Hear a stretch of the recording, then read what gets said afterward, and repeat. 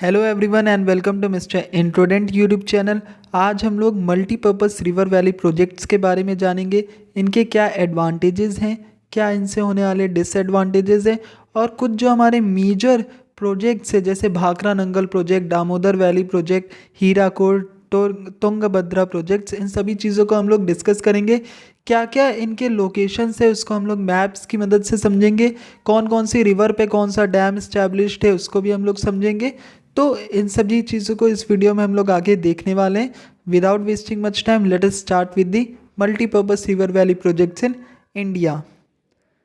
सबसे पहले हम लोग देखेंगे मल्टीपर्पज़ रिवर वैली प्रोजेक्ट्स होते क्या हैं। इनके नाम से ही समझते हैं मल्टीपर्पज़ यानी जो बहुत अलग अलग तरीके की मल्टीपल पर्पसेस को फुलफिल करता है। और रिवर वैली प्रोजेक्ट्स यानी जो किसी रिवर के किनारे या रिवर के ऊपर जो प्रोजेक्ट्स बनाए जाए। और यहाँ पर बेसिक जो इसका काम होता है वो डैम्स का कंस्ट्रक्शन होता है। क्यों? क्योंकि इससे इरिगेशन, इलेक्ट्रिसिटी जनरेशन और ड्रिंकिंग के लिए जो पानी है वो भी यहाँ से निकलता है, फ्लड कंट्रोल, इन सभी चीज़ों में ये प्रोजेक्ट्स जो है वो बहुत ज़्यादा हेल्पफुल होते हैं। इसी वजह से इन्हें क्या कहते हैं, मल्टीपल या मल्टीपर्पज़ रिवर वैली प्रोजेक्ट्स। इसके कुछ एडवांटेजेस को हम लोग देखेंगे। Cheapest source of energy production है, क्योंकि हाइड्रो इलेक्ट्रिसिटी आपकी बहुत चीपली प्रोड्यूस करी जा सकती है। ऑल्दो इंडिया में बहुत ज़्यादा हाइड्रो इलेक्ट्रिक पावर प्लांट्स नहीं हैं, उतना ज़्यादा हाइड्रो इलेक्ट्रिसिटी का रोल भी नहीं है पावर सप्लाई में इंडिया में, लेकिन फिर भी धीरे धीरे ज़्यादा से ज़्यादा डैम्स, ज़्यादा से ज़्यादा प्रोजेक्ट्स गवर्नमेंट बना रही है। तो उसकी मदद से क्या हो रहा है कि ये हाइड्रो इलेक्ट्रिसिटी भी इंडिया में ईजिली जनरेट करी जा रही है। फ्लड मैनेजमेंट बहुत इंपॉर्टेंट है। आपको पता है जहाँ पर बड़े बड़े बांध होते हैं, डैम्स होते हैं, वहाँ पर फ्लड आने के चांसेस थोड़े कम होते हैं। जब रिवर्स ओवरफ्लो करती है तो ये डैम्स जो हैं वो कहीं ना कहीं उसके ओवरफ्लो को कंट्रोल कर लेते हैं। तो फ्लड मैनेजमेंट के लिए डैम्स बनाना तो बहुत ही इंपॉर्टेंट है। इरिगेशन पर्पस के लिए भी डैम्स की मदद से हम लोग पानी को इरिगेशन के लिए यूज़ किया जा सकता है। इनलैंड वाटर ट्रांसपोर्टेशन में भी बहुत ज़्यादा हेल्पफुल करते हैं आपके ये जो डैम्स होते हैं या जो मल्टीपर्पज़ रिवर वैली प्रोजेक्ट्स होते हैं। देखिए कुछ डिसएडवांटेजेस भी होते हैं। इसमें क्या हो जाता है कि ये इतने बड़ी एरिया में इसको बनाया जाता है, इन प्लांट्स को, या आप कह सकते हैं इन डैम्स को, कि वो बहुत ज़्यादा एक एग्रीकल्चरल लैंड का एक पार्ट जो है वो ऑक्यूपाई कर लेता है। जिसकी वजह से क्या होता है कि आपका एक बहुत ऐसा बड़ा लैंड जो कि आप एग्रीकल्चर में जिसको यूज़ कर सकते थे उसको आप प्रॉपरली यूज़ नहीं कर पाते। ये जो प्रोजेक्ट्स है, ये जो फॉरेस्ट वाला एरिया होता है उसमें फॉरेस्ट को काट कर और बहुत ज़्यादा बड़े स्तर पर आपकी जो फॉरेस्ट और पेड़ों की कटाई करी जाती है, फिर वहाँ पर डैम्स बनाए जाते हैं। तो इससे एक तरीके से डिफॉरेस्टेशन की वजह से सॉइल इरोजन्स जैसी प्रॉब्लम और बहुत ओवरऑल जो इन्वायरमेंट है उसमें क्या गलत इम्पैक्ट पड़ता है इसका। रिस्पॉन्सिबल फॉर माइग्रेशन, अब देखो जहाँ पर लोग पहले रह रहे होते हैं वहाँ पर आपको अगर बांध बनाना है, डैम्स बनाना है, तो उन लोगों को वहाँ से उठा करके दूसरी जगह पर उनका रिहैबिलिटेशन करना पड़ता है। तो ये भी एक तरीके का डिसएडवांटेज है, लोगों को अपनी जगह छोड़ करके जाना पड़ता है। जब सरकार, आपने देखा होगा कोई भी प्रोजेक्ट बनाने के लिए सरकार कोई ज़मीन लेती है तो वहाँ से लोगों को उठा करके जो जहाँ पर डालती भी है तो उतना लोगों को जो उनके लैंड की वैल्यू होती है वो भी प्रॉपरली नहीं मिलती है।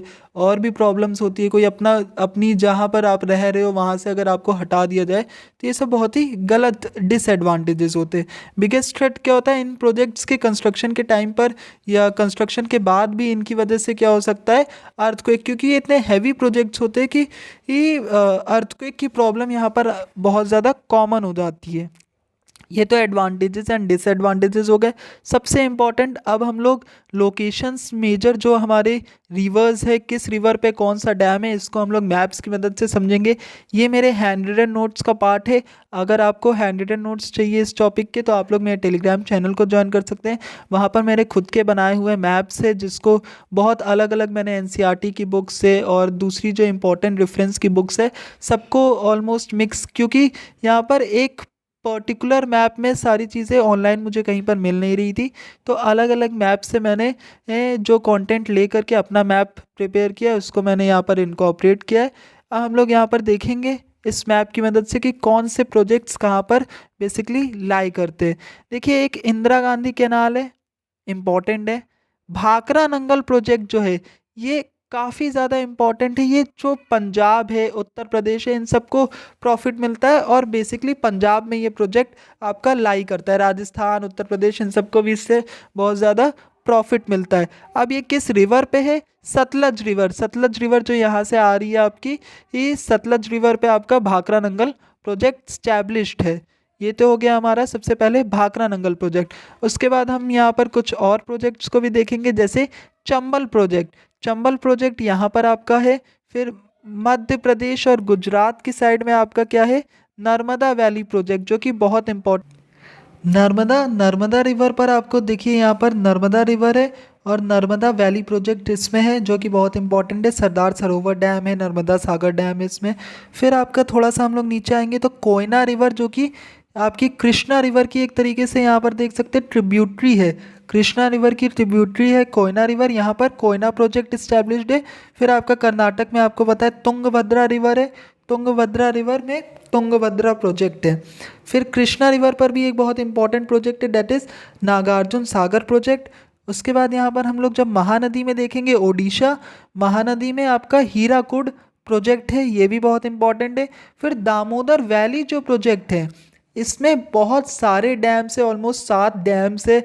और एक तरीके का यहाँ पर मैंने सर्कल बनाया, यानी अलग अलग डैम्स यहाँ पर इस्टेब्लिश्ड है। तो ये बहुत ही एक मेजर, या आप कह सकते हैं बहुत बड़ा रिवर वैली प्रोजेक्ट है।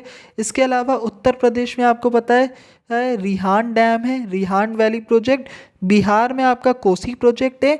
देन टेहरी जो है ये आपका कहाँ पर है? उत्तरांचल या उत्तराखंड के एरिया में है। और यहाँ पर उत्तर प्रदेश में एक और प्रोजेक्ट है, दैट इज़ रामगंगा प्रोजेक्ट।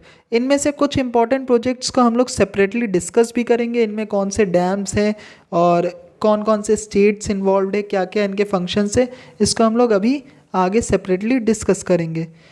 देख लेते हैं हम लोग। सबसे पहले हमारा आता है भाखरा नंगल प्रोजेक्ट। हमने देखा था पंजाब में था। जो इम्पोर्टेंट डैम्स है इसमें पहला भाखरा डैम और दूसरा आपका नंगल डैम। ये दोनों डैम्स बहुत इंपॉर्टेंट है। ये जो है it is the largest and most important multipurpose project named after 2 dams, that is Bhakra and Nangal. और ये किस रिवर पर है? सतलज रिवर पे। अभी हमने मैप्स की मदद से समझा था। ये जो आपका पंजाब वाला जो एरिया है यहाँ का, तो वहाँ पर आपका भाखरा नंगल प्रोजेक्ट स्टैब्लिश्ड है। फिर इसमें कुछ प्रॉब्लम्स है, जैसे सिल्टिंग की प्रॉब्लम। सिल्टिंग मतलब क्या होता है कि जो सैंड जहाँ पर जम जाती, ब्लॉकेज जहाँ पर हो जाता है, वो सारी प्रॉब्लम्स यहाँ पर डैम्स में हो जाती है। कई सारे डैम्स में सिल्टिंग की प्रॉब्लम होती है, तो भाखरा नंगल डैम में भी सिल्टिंग की प्रॉब्लम बहुत बड़ी प्रॉब्लम है। इसके बाद हम लोग सेकंड नंबर पर देखेंगे Damodar valley project. Damodar valley project जो है ये बहुत ही बड़ा प्रोजेक्ट है। This was the first valley project of India after independence. ये रिवर दामोदर पर इस्टेब्लिश्ड है। 7 टोटल डैम्स है। अभी हमने एक सर्किल में देखा था किस तरीके से अलग अलग, एक यहाँ पर तिलैया डैम है, फिर आपका कोनार डैम है, आपका मैथान डैम है और पांचेत डैम। ये मेजर जो बड़े बड़े डैम्स हैं। इसके अलावा 3 छोटे छोटे भी आपके प्रोजेक्ट्स यहाँ पर इस्टेब्लिश्ड है। स्टेट्स कौन से इन्वॉल्व है? झारखंड और वेस्ट बंगाल, दोनों स्टेट्स को हम लोग ने यहाँ पर देखा था। ये वाला जो पार्ट है जिसमें थोड़ा पार्ट वेस्ट बंगाल का भी है और थोड़ा पार्ट झारखंड का भी है, ये हमारा दामोदर वैली प्रोजेक्ट हो गया। इसके बाद हम लोग देखेंगे तीसरा हमारा हीराकुड, बहुत इंपॉर्टेंट है। हीराकुड जो है ये basically longest in the world है। सबसे लंबा डैम है, ओडिशा में है, महानदी पर देखा जा सकता है। यहाँ पर हमने देखा था हीराकुड डैम महानदी पर है ओडिशा में, और ये सबसे लंबा डैम है पूरी दुनिया में। इसके बाद हम लोग देखेंगे तुंगभद्रा हाइड्रो इलेक्ट्रिक। अच्छा, हीराकुड जो डैम है इसमें जो इम्पोर्टेंट डैम्स हैं प्रोजेक्ट में, वो क्या है? तिकरापारा और नाराज नाम के 2 डैम्स हैं। फिर हम लोग नेक्स्ट देखेंगे तुंगभद्रा हाइड्रो इलेक्ट्रिक प्रोजेक्ट। बहुत इजी है, कर्नाटक में है। आपका जॉइंट प्रोजेक्ट है आंध्र प्रदेश और कर्नाटक का। तुंगभद्रा रिवर पर है। डैम का भी नाम क्या है? तुंगभद्रा है। और इसका जो मेन पर्पस है वो क्या है? इरिगेशन, इलेक्ट्रिसिटी और फ्लड कंट्रोल इसके मेन पर्पसेस है। तुंगभद्रा जो डैम है इसको हम लोग पैम्पा सागर भी कहते हैं। इसके बाद जो नेक्स्ट इम्पॉर्टेंट है वो क्या है? नर्मदा वैली या सरदार सरोवर डैम, ये रिसेंट टाइम्स में बिल्ट हुआ है, तो ये बहुत ही ज़्यादा इम्पॉर्टेंट हो जाता है क्योंकि ये मेजर रिवर वैली प्रोजेक्ट है। स्टेट इसमें कौन सा इन्वॉल्व है? मध्य प्रदेश है। सरदार सरोवर डैम और नर्मदा सागर डैम, दोनों डैम्स को अभी हम लोग ने मैप्स की मदद से भी देखा था। ये जो आपका है यहाँ पर नर्मदा नदी पर मध्य प्रदेश में आपका नर्मदा वैली प्रोजेक्ट बन रहा है। देखेंगे आप थोड़ा सा, ये लोकेशन जो है ये महाराष्ट्र और गुजरात के बीच में है। महाराष्ट्र की साइड में ये जो लोकेशन है वो लाई करती है, लेकिन जो मेन इसके आप कह सकते हैं इम्पोर्टेंस है वो मध्य प्रदेश से है। मध्य प्रदेश से ये रिलेटेड है। मध्य प्रदेश में जहाँ पर नर्मदा होती है वहाँ पर ये डैम बिल्ड किया जा रहा है, तो मेजर स्टेट जो इसका है वो मध्य प्रदेश ही रहेगा। इसमें going to be the largest river valley project because it will have 30, मैंने कहा अभी ये रिसेंट टाइम में ही बिल्ट हुआ है, तो इसमें जो ये प्रोजेक्ट रखा गया है ये 30 मेजर, 135 माइनर और 3000 माइनर डैम्स बनाने की यहाँ पर बात करी गई है। 135 मीडियम डैम्स की बात करी गई है। तो ये बहुत ही एक बड़ा और आप कह सकते हो ऑप्टिमिस्टिक प्रोजेक्ट है जिस पे गवर्नमेंट ऑफ इंडिया अभी भी काम कर रही है। अब मेन रिवर क्या है इसमें? मेन रिवर आपकी नर्मदा रिवर है। नर्मदा रिवर पर ही ये डैम या ये जो सरदार सरोवर डैम है और ये नर्मदा वैली प्रोजेक्ट है ये लाई करता है। इसके बाद जो हमारा नेक्स्ट इंपॉर्टेंट प्रोजेक्ट है that is Koyna valley project. Koyna valley project जो है ये आपका महाराष्ट्र में सबसे बड़ा डैम है कोयना नगर सतारा डिस्ट्रिक्ट में इसकी लोकेशन है, यानी ये महाराष्ट्र का बहुत ही इंपॉर्टेंट प्रोजेक्ट हो जाता है। ये क्या करता है, फ्लड्स में जो मानसून में फ्लड्स आ जाते हैं उसको कंट्रोल करने में हेल्प करता है। कोयना रिवर पर है ये। कोयना रिवर हमने अभी डिस्कस की थी, ये कृष्णा रिवर की एक ट्रिब्यूटरी है। तो यहाँ पर हमने मैप में देखा था कि ये महाराष्ट्र में कोयना नदी पर पाया जाता है जो कि कृष्णा नदी की एक ट्रिब्यूटरी है। तो ये हो गया हमारा कोयना रिवर प्रोजेक्ट। इसके बाद हमारा नेक्स्ट इम्पॉर्टेंट जो है वो है रिहांड डैम। ये उत्तर प्रदेश का डैम है। It consist of a power house at Pipri. Pipri पर ही आपका रिहांड डैम स्टैब्लिश भी है, तो ये बहुत ही इंपॉर्टेंट हो जाता है। इसमें गोविंद बल्लभ पंत सागर नाम का एक रिजर्वायर भी है। ये सारे तो आपके इम्पोर्टेंस हो गई रिहांड डैम की। ये इलेक्ट्रिसिटी सप्लाई करता है उत्तर प्रदेश, बिहार और मध्य प्रदेश को। तो हमने मैप की मदद से रिहांड डैम को भी मार्क किया था।